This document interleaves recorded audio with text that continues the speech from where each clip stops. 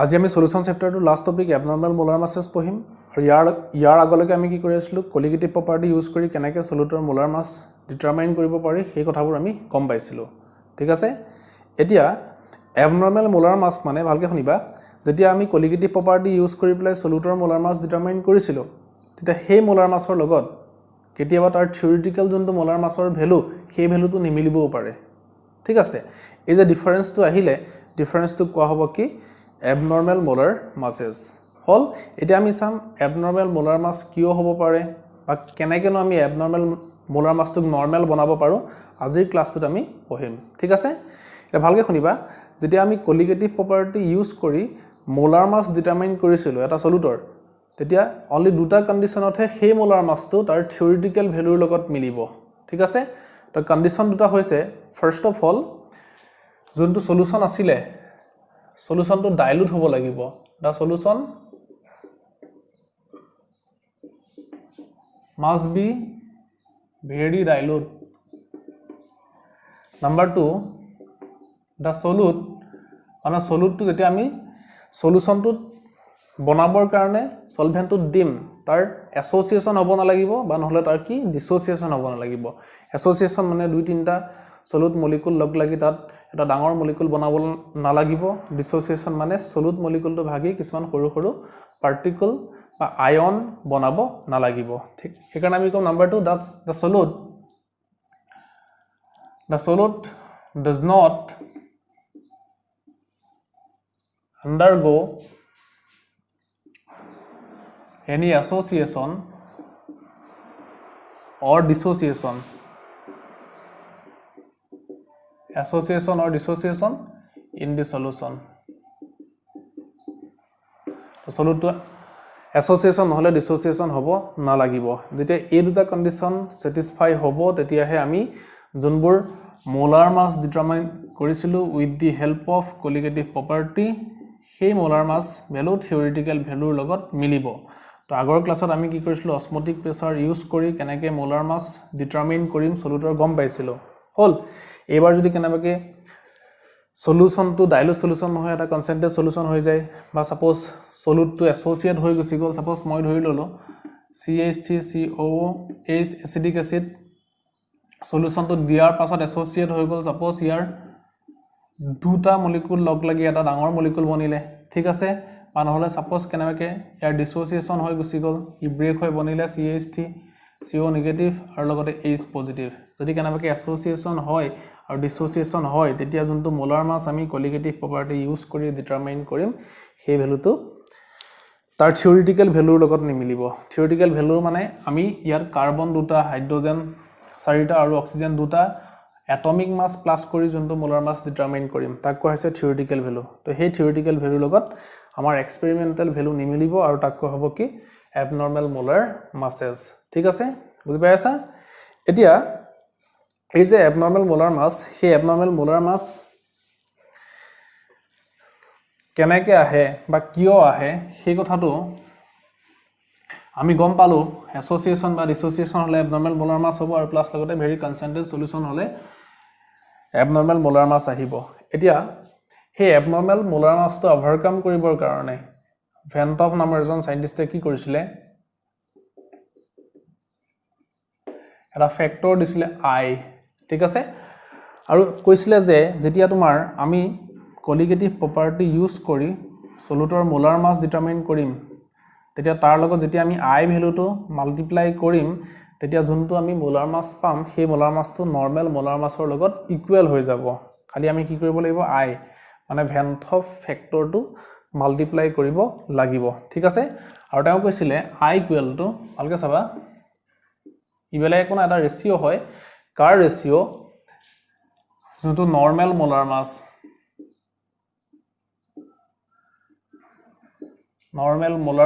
of সলিউটৰ নৰমাল molar মাছ আৰু লগতে তাৰ এবনৰ্মেল মোলাৰ মাছৰ ৰেশিও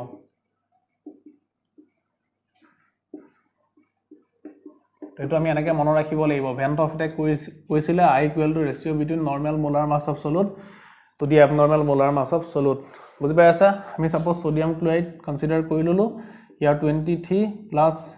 ইয়াৰ 35.5 গ্ৰাম পাৰ মোল আলটিমেটলি কিমান আহিব 58.5 গ্ৰাম পাৰ মোল এটো হৈছে কি তাৰ নৰমাল মোলাৰ মাস থিওৰিটিক্যাল মোলাৰ মাস যদি সাপোজ আমি কি কৰিলো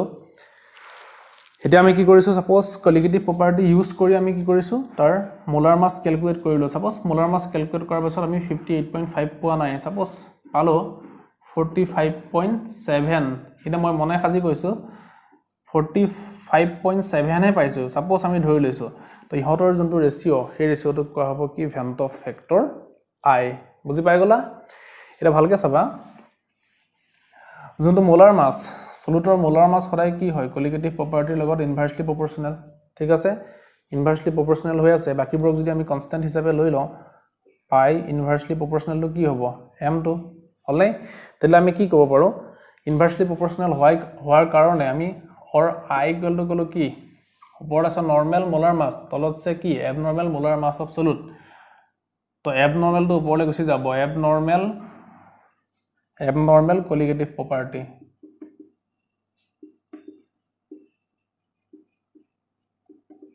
ঠিক আছে তো ডিভাইডেড বাই তলত কি আহিব নৰমাল কলিগেটিভ প্ৰপাৰ্টি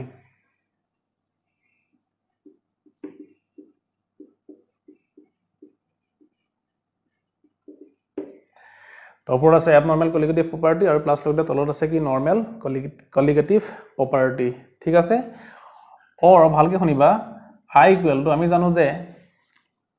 কলিগেটিভ প্ৰপাৰ্টি সদায় ডিপেন্ড কৰে কি নাম্বাৰ অফ সলিউট পাৰ্টিকুলৰ ওপৰত ঠিক আছে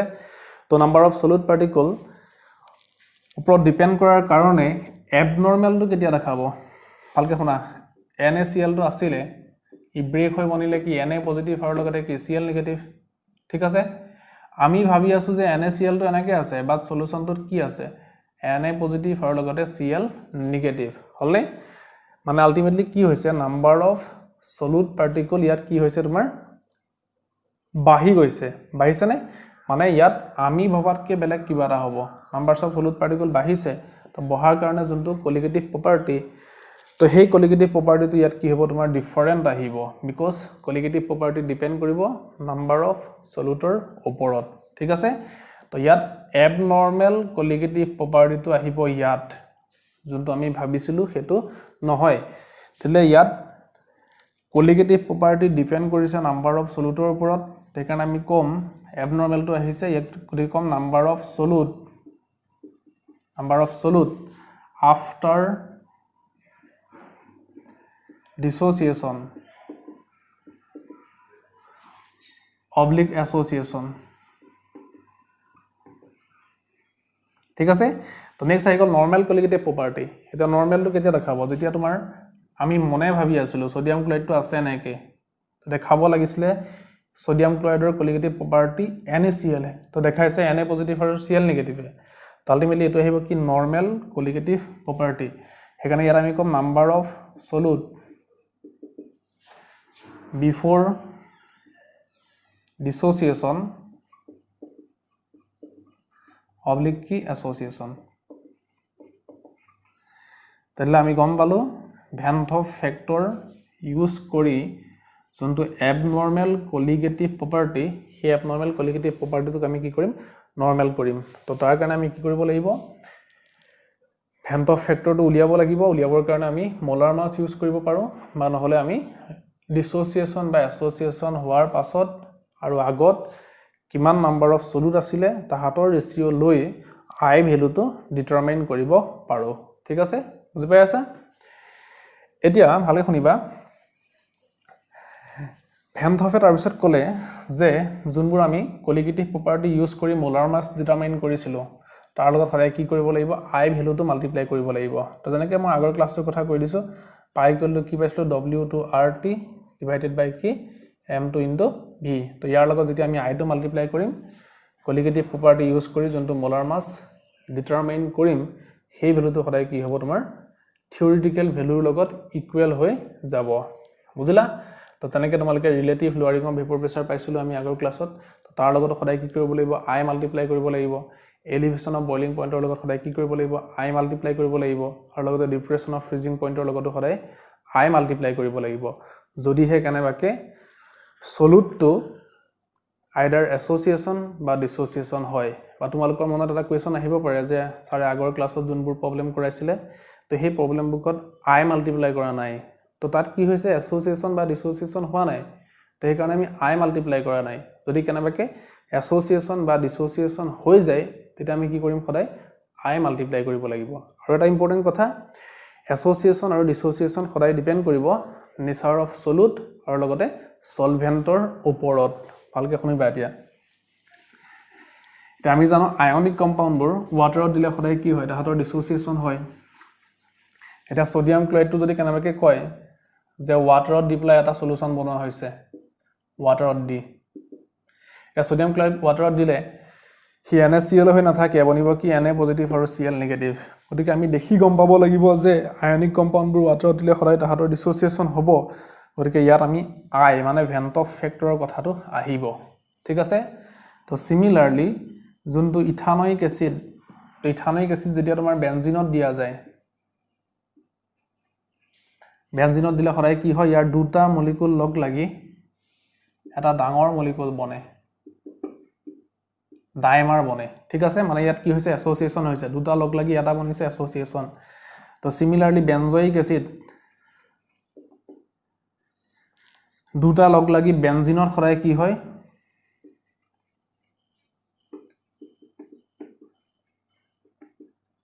ডাইমাৰ বনি যায় তো ইয়াৰ কি হৈছে এছ'চিয়েশ্যন হৈছে সেইকাৰণে আমি দেখিলো যে nature of solute solvent solvent তাহাঁতৰ ওপৰত ডিপেণ্ড কৰিব আইডাৰ ডিছ'চিয়েশ্যন হ'বনে এছ'চিয়েশ্যন হ'ব আৰু যেতিয়া ডিপাৰ ডিছ'চিয়েশ্যন বা এছ'চিয়েশ্যন হ'ব তেতিয়া ভেন্ট অফ ফেক্টৰৰ কথা আহিব মানে এবনৰ্মেল মোলাৰ মাছৰ কথা আহিব যদি কেনেবাকৈ এছ'চিয়েশ্যন ডিছ'চিয়েশ্যন নহয় তেতিয়া যোনটো নৰ্মেল কণ্ডিশ্যন আমি ইউজ কৰিছিলো আগতে আগৰ কলিগেটিভ প্ৰপাৰ্টি কিটা পঢ়োতেন তো সেই কণ্ডিশ্যনে এপ্লাই কৰিম আই মাল্টিপ্লাই নকৰি আমি ডাইৰেক্ট প্ৰব্লেম কৰিম ঠিক আছে বুজি পাই আছা এটা ভালকৈ শুনিবা যদি কেনেবাকৈ এছ'চিয়েশ্যন বা ডিছ'চিয়েশ্যন হয় তেতিয়া কলিগেটিভ প্ৰপাৰ্টি কেনেকৈ চেঞ্জ হয় সেইটো আমি চাবলৈ গৈ আছো তো case 1 in case of suppose মই কলো in case of dissociation যদি dissociation হয় ভালকৈ শুনিবা এটা সাপোজ মই লৈ ললো মই ডাইৰেক্ট NaCl বুলি কোৱা নাই AB বুলি এটা ইলেক্ট্ৰোলাইট আছে কিবা এটা সলভেন্টত দিছো সলভেন্টত দিয়াৰ পাছত তাৰ কি হৈছে dissociation হৈ বনিলে A পজিটিভ আৰু লগতে কি B নিগেটিভ ঠিক আছে এতিয়া ভালকৈ শুনিবা ইনিশিয়ালি সাপোজ আমি ধৰি ললো ইয়াৰ একদম ইনিশিয়ালি ধৰি ললো 1 মোল আছে ইন জেনাৰেল মই লৈছো ইয়াৰ 1 মোল আছে তো ইয়াৰ 1 মোলে ইয়াৰ কিমান দিব 1 মোল দিব ইয়াৰ কিমান দিব 1 মোল দিবনে ইয়াটো কোএফিচিয়েন্ট 1 আছে ইয়াটো কি আছে 1 আছে আৰু লগতে ইয়াটো কি আছে তোমাৰ 1 আছে তো 1 মোলে কিমান দিব ইয়াৰ 1 মোল দিব ইয়াৰ 1 মোল দিব এটা সলিউশনটো আমি মনত ভাবি আছো যে AB টোৰ 1 মোল আছে বাট in actually after dissociation suppose complete dissociation hoise after dissociation 1 plus 1 total kiman ahile 2 mol hoy gol eta ami janu colligative property khodai ki kore number of solute or upor depend kore tahator nature upor depend na kore to numbers of solute 2 mol hoy gol bahi gol ami bhabi thokatke bahi goise ultimately ki hobo colligative property change hobo aru colligative property change hoar karone যোনটো আমি molar মাস calculate কৰিম with the help of colligative property সেই molar মাসৰ value সদায় কি হ'ব তোমাৰ change হৈ যাব যোনখিনি মই অলৰেডি কৈ আছো তো ইপিনে m টো লৈ আহিলে ইপিনে কি কৰিলো আমি পাই টো লৈ গলো ভালকৈ শুনিবা এটা ইয়াত কি হৈছে নাম্বাৰস অফ সলিউট বাঢ়িছে তো নাম্বাৰস অফ সলিউট বঢ়াৰ কাৰণে কলিগেটিভ প্ৰপাৰ্টিৰ ভ্যালু বাঢ়িব because colligative property directly proportional to numbers of moles বা নাম্বাৰ অফ সলিউট ঠিক আছে তো কলিগেটিভ প্ৰপাৰ্টি বঢ়াৰ কাৰণে কি হ'ব মোলাৰ মাস সদায় কমি যাব বুজিলা সেই কাৰণে আমি কম যেতিয়া ডিছ'চিয়েশ্যন হ'ব ডিছ'চিয়েশ্যন হলে সলিউটৰ যোনটো মোলাৰ মাস সেই মোলাৰ মাসটো তাৰ যোনটো নৰমাল মোলাৰ মাস তাতকে সদায় কি হ'ব তোমাৰ কমিব বুজি পাই আছা তো লগতে এতিয়া আমি কি কৰো আৰু এটা ইম্পৰ্টেন্ট কথা আমি চাই লওঁ কলিগেটিভ প্ৰপাৰ্টি ইউজ কৰি এন্ট্ৰেন্সৰ কাৰণে দৰকাৰ হয় এটা সলিউটৰ ডিগ্ৰী অফ ডিছ'চিয়েশ্যন আমি ডিটাৰমাইন কৰিব পাৰোঁ ভালকৈ শুনিবা সাপোজ মই ধৰি ললো ইয়াত ললো এ বি ইনিশিয়ালি আছিলে তোমাৰ n মোল আছিলে একদম ইনিশিয়ালি ইহঁতৰ ডিসোসিয়েশন হোৱা নাছিলে আলটিমেটলি কি হ'ব 0 আৰু লগতে 0 বুজি আছা এটা যেতিয়াই তোমাৰ ডিসোসিয়েশন হ'ব ইকুইলিব্ৰিয়াম চেপ্টাৰ ক্লাস 11 অলপ কনসেপ্ট ইয়াত এপ্লাই হ'ব সদায় আফটাৰ ডিসোসিয়েশন সাপোজ মই ধৰি ললো ইয়াত আছে তোমাৰ n minus n alpha গুচি গল ঠিক আছে n minus n alpha তো আলটিমেটলি ইয়াত কিমান যাব n alpha ইয়াতো আহিব কিমান n alpha বুজি পাই আছা ঠিক আছে তো therefore আমি কম number of solute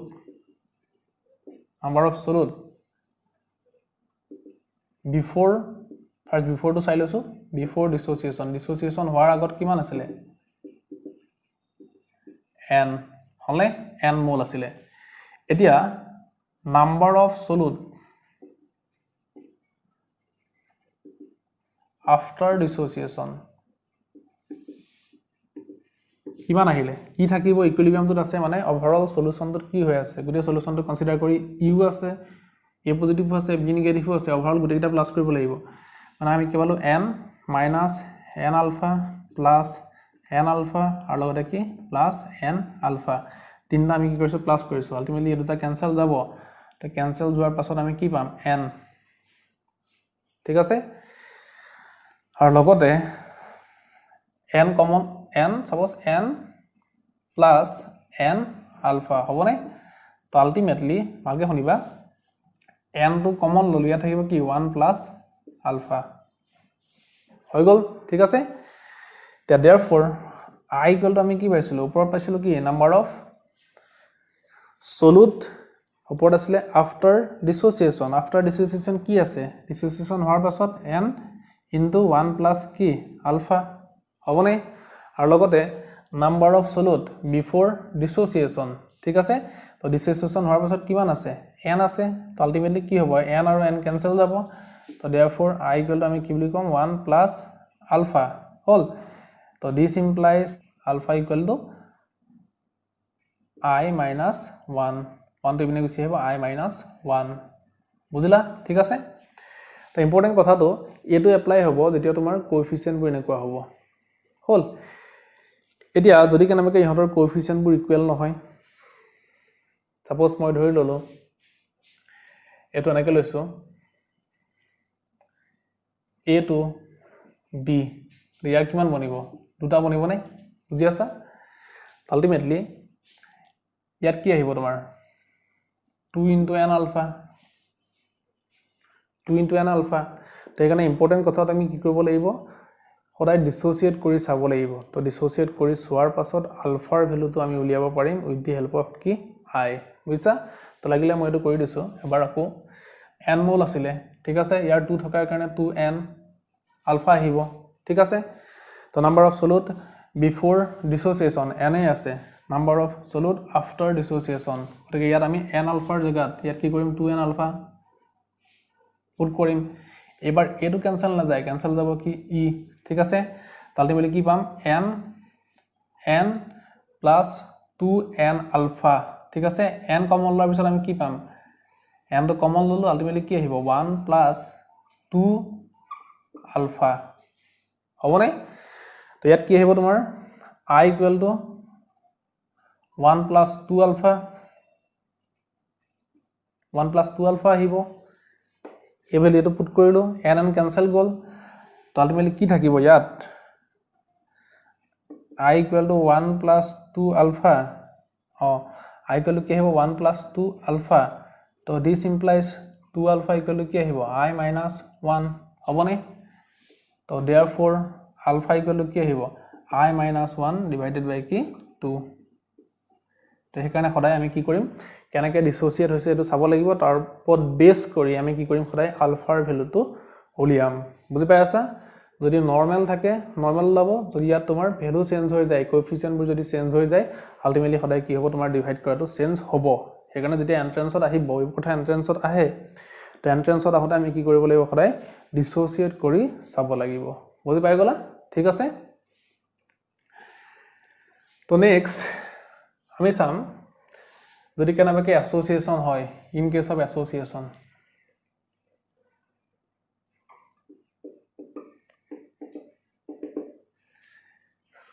এসোসিয়েশন তো এসোসিয়েশন হলে ভালকে শুনিবা এসোসিয়েশনত সাপোজ মই ধৰি ললো এই টাইপৰ মলিকুল আছিলে ই কি হৈছে এসোসিয়েট হৈ গল সাপোজ ধৰি ললো এসোসিয়েট হৈছে ইয়াৰ এনটা আছিলে এনটাই কম্বাইন কৰি বনালে কি এ এন হল ভালকে শুনিবা তো ইনিশিয়ালি এনটা আছিলে আমি মনতে ভাবি আছো যে ইয়াৰ এন মোল আছে কনসিডাৰ কৰি লৈছো এন মোল আছে তো যেতিয়া এন মোল থাকিব আমি ভাবি আছো যে এন মোল আছে কিন্তু আছে কি কিমান 1 মোল হে আছে বিকজ কোএফিচিয়েন্ট 1 হে আছে ইয়াৰ কোএফিচিয়েন্ট আছে n ইয়াৰ আছে কি 1 আছে 1 তো আলটিমেটলি কি হ'ব নাম্বার অফ সলিড পার্টিকল কমিছে আমি মনত ভাবি থকাতকে সদায় কি হৈছে কমিছে তো কমাৰ কাৰণে কোলিগেটিভ প্ৰপাৰ্টিৰ যোনটো ভ্যালু তো সেই কোলিগেটিভ প্ৰপাৰ্টিৰ ভ্যালু সদায় কি হ'ব কমি যাব তো কোলিগেটিভ প্ৰপাৰ্টিৰ ভ্যালু কমাৰ কাৰণে যোনটো আমি মোলাৰ মাস ক্যালকুলেট কৰিম আমি সাপোজ অসমটিক প্ৰেসাৰকে লৈ ললো যোনটো মোলাৰ মাস ক্যালকুলেট কৰিম সেই মোলাৰ মাসৰ ভ্যালুটো সদায় কি হ'ব বাঢ়ি যাব ই কমিছে গতিকে ই বাঢ়িব ঠিক আছে গতিকে এসোসিয়েশন হলো কি আহিব এনেকে সদায় তাত এবনৰ্মেল মোলাৰ মাস আহিব আৰু এবনৰ্মেল মোলাৰ মাসটো নৰ্মেল বনাবৰ কাৰণে আমি কি কৰিম i মাল্টিপ্লাই কৰিম বুজি পাই আছা ঠিক আছে এতিয়া ইম্পৰ্টেন্ট কথাটো আমি ডিগ্ৰী অফ এসোসিয়েশন ইয়াত কেনেকৈ ডিটাৰমাইন কৰিম ভালকে শুনিবা ইয়াত মই n বুলি নকওঁ সাপোজ ইনিশিয়ালি ইয়াৰ 1 মোল আছিলে n বুলি কনসিডাৰ কৰা নাই 1 মোল বুলি কনসিডাৰ কৰিছো ইন জেনাৰেল আৰু ইয়াৰ কিমান আছিলে 0 মোল ইয়াৰ আমি কম আফটাৰ এসোসিয়েশন হোৱাৰ পাছত ইয়াত থাকিব তোমাৰ সাপোজ 1 মাইনাস আলফা গুছি গল 1 মাইনাস আলফা তো যেতিয়া 1 মাইনাস আলফা গুছি যাব ইয়াত থাকিব কি আলফা বাই n ঠিক আছে ভালকে শুনিবা মই ললো দুটা a আছিলে কম্বাইন কৰি বনিলে কি a2 ইয়াৰ তোমাৰ দুটাই কেটা দিছে এটা দিছে ঠিক আছে তো দুটাই দিছে এটাই গতিকে এটাই কিমান দিব 1/2 বুজি পাই আছা যদি n এ দিয়ে কিমান দিব 1/n দুটাই যদি 1/2 দিয়ে n টাই কিমান দিব 1/n দিব বুজি পাই আছা খালি ইয়াত ডাইৰেক্ট n দিয়া নাই কিমান আলফাই দিছে গতে আলটিমেটলি কি আহিব আলফা ডিভাইডেড বাই n বুজিলা আকবাৰ চোৱা লাগিলে দুটাই দিছে এটা দুটা কম্বাইন কৰি প্লাই এটা দিছে দুটাই দিছে এটা কিমান দিব 1/2 দিব যদি এটাই 1/2 দিয়ে মানে 2 টো তললে গুছি আহিছে গতে n টাই কিমান দিব 1 ডিভাইডেড বাই n বুজি আছা তো ইয়াত ডাইৰেক্ট n টা আমি কনসিডাৰ কৰা নাই আমি কি কৰিছো আলফা কনসিডাৰ কৰি আছো গতে কি হ'ব আলফা ডিভাইডেড বাই n তো একাৰণে ইয়াত আমি কৈছো আলফা ডিভাইডেড বাই n তো देयरफॉर আমি কি বুলি কম i ইকুৱেল টু ওপৰত থাকিব কি number of moles of solid after association তো এসোসিয়েশন হোৱাৰ পিছত কিমান আছে 1 minus alpha plus alpha by n হৈ গল তো নেক্সট বিফোৰ এসোসিয়েশন কিমান আছিল 1 আছিল দিস ইমপ্লাইজ কি হ'ব i ইকুৱেল টু 1 মাইনাস আলফাটো কমন ললো যদি আলফাটো কমন লম ইয়াত থাকিব 1 মাইনাস 1 বাই কি n মাইনাস মাইনাস কি প্লাস হ'ব নাই ঠিক আছে দিস ইমপ্লাইজ আমি এটা কাম কৰো মাইনাস এই ভ্যালুটো এটো সাইডে লৈ আহিছো এটো সাইডে এনে কি হ'ব তোমাৰ মানে এটো ৰাইট সাইডে থকাটো লেফট সাইডে লৈ আহিছো আলটিমেটলি মাইনাসটো কি হ'ব তোমাৰ প্লাস হ'ব তো প্লাস আলফা ইনটু 1 মাইনাস 1 বাই কি n হলে এবিনা i টো যদি লৈ যাও প্লাস হৈ আছে আলটিমেটলি কি হ'ব মাইনাস হৈ যাব ইকুৱেল টু 1 minus I তো this implies alpha equal to কি আহিব 1 minus I divided by 1 minus 1 by কি n হ'ব নাই ঠিক আছে তো বুজি পাই আছা তো ইয়াকে তোমালোকে যদি আৰু অলপ মডিফাই কৰা আলফা ইকুৱেল টু এটা কাম কৰো I minus 1 ইয়াৰ কি থাকিব তোমাৰ 1 by n minus 1 তো একো সেন্স নহয় জাস্ট মাইনাস এটা মাল্টিপ্লাই কৰিছো ইয়াত তো ইয়াত মাইনাছ মাল্টিপ্লাই কৰিলে এটো মাইনাছ হৈ যাব এটো কি হৈ যাব প্লাছ হৈ যাব ইয়াত মাইনাছ মাল্টিপ্লাই কৰিলে কি হ'ব ইয়াত মাইনাছ মাল্টিপ্লাই কৰিব লাগিব তো যেতিয়া মাইনাছ মাল্টিপ্লাই কৰিম এটো কি হৈ যাব প্লাছ হৈ যাব প্লাছটো আগতে লিখিছো আৰু মাইনাছটো পিছত লিখিছো গতিকে আমি ডিগ্ৰী অফ এছ'চিয়েচন এই ফৰ্মুলাটো দি পেলাই ক্যালকুলেট কৰিব পাৰিম ঠিক আছে বুজি পাই আছা খালি ইয়াত n ইকুৱেল টু আমি কম number of solute that undergo association মানে কিমানটা মলিকুল এছ'চিয়েট হ'ব হেতু আমি n দি বুজাম ঠিক আছে তো বুজি পাই আছা এখিনলৈকে তো ইয়াত যেনেকৈ আমাৰ in case of association degree of association calculate কৰিবৰ কাৰণে এটা জেনাৰেল ফৰ্মুলা পালোগে similarly অলপ টাইম আগত আমি যোনটো পঢ়িছিলো degree of dissociation calculate কৰিবৰ কাৰণে এটা জেনাৰেল ফৰ্মুলা আছে তো সেই ফৰ্মুলাটো হৈছে চাবা ভালকে তো degree of dissociation আমি কি কৰিছিলো আলফা লৈছিলো গতিকে আলফা ইকুৱেল টু তাতো i - 1 ইয়াৰ আছে 1/n তাৰ আমি m বুলি কৈছো m - 1 তো ইয়াত m ইকুৱেল টু আহিব number of ions those produced after dissociation তো dissociation হোৱাৰ পিছত কিমান আয়ন ফৰ্ম হ'ল হেতু আমি m দি বুজাইছো আৰু ইয়াত 1/n আছে ইয়াত কি আছে m আছে তো দুটা এনেকৈ মনত ৰাখি ললে তোমালোকে ডিগ্ৰী অফ association আৰু লগতে ডিগ্ৰী অফ dissociation ক্যালকুলেট কৰিব পাৰিবা তো সাপোজ এসিডিক এসিডটো কে লৈছো CH3 COH গতে ই হৈছে এটা উইক ইলেক্ট্ৰোলাইট আৰু উইক ইলেক্ট্ৰোলাইটত কি থাকিব ডিগ্ৰী অফ dissociation থাকিব ঠিক আছে তো dissociation হোৱাৰ পিছত কেটা ফৰ্ম হৈছে 1 + 1 আলটিমেটলি 2 আৰু m ৰ ভ্যালু ইয়াত কি আহিব তোমাৰ 2 মানে m ইকুৱেল আমি কি পাম 2 বুজি পালা ঠিক আছে আজি আমি গম পাই আছো